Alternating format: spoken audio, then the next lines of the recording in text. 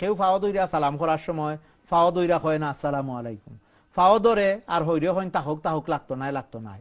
এর অর্থ হইল এটা যদি শান্তি হইতো সালাম হইতো তাই লাগতো নাই কইন। আর যদি একটা সোয়াবের কাম হইতো তাইলে খালি হরির এখানে করতা, হইরত তো ফুয়ার বউরে করতা, খালি মারে এখানে করতা, মায়েও ফুরিরে করতা, খালি বাফরে এখানে করতা, বাফেও ফুয়ারে করতা, খালি উস্তাদ রেখানে করতা, উস্তাদেও ছাত্রের করতা। এতে হইরা বোঝা গেল এটা সোয়াবের কোনো ব্যাপার নাই, এটা হইল একটা ট্রেডিশনাল একটা ব্যাপার সেপার। এই কারণে এটার নাম সালাম না, এটার নাম খদমবুসি। এখন খদমবুসি যাইজ নি, যারা কোন যাইজ এরা কোন 5 জন রে যাইজ, 5 জন খেখে মা বাপ, শ্বশুর শাশুড়ি আর উস্তাদ। আমার এই ধরনের কোনো হাদিস দালিল কিতাবের কোনো রেফারেন্স আমার জানা নাই। আমি মনে করি এটা বাওতাবাজি, একটা মিথ্যা জিনিস, বিজাতীয় একটা মতাদর্শ আমরা সমাজের মাঝে ঢুকি গেছে।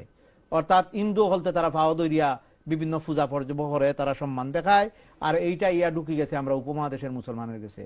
আর এটা যদি সোয়াবের কাম হইতো তাহলে কোনোদিন দেখলাম না আরবের কোনো মুসলমানে সেউরে পাও দইরিয়া সম্মান দেখাইতে, কোনোদিন দেখলাম না অন্য কোনো দেশের মানুষ হলতে এটার সম্মান দেখাইতে মুসলমানে। খালি আমরা উপমহাদেশের মুসলমান হলতের মধ্যে হিন্দু আমি এই খাইসলটটা ঢুকি গেছে।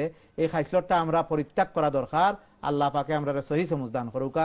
আমরা কেউ যদি নারাজও হয়ে যায়নি, লা তাআতা লিল মাখলুকিন ফি মাসিয়াতিল খালিক, কোন মাখলুকরে এতাত করা যাইতো না। এন বাপও উকা, এন উস্তাদও উকা, এন শরিও উকা, এন হৌরও উকা, অন্যায় কোনো খামো তানের হুকুমরে পালন করা যাইতো না। তাই নারাজ হই দুকা, আমি আমার মাওলারে খুশি করার লাগি আমার যা কিছু করার করতে হবে। আল্লাহ পাক আমাদেরকে তৌফিক দান করুক।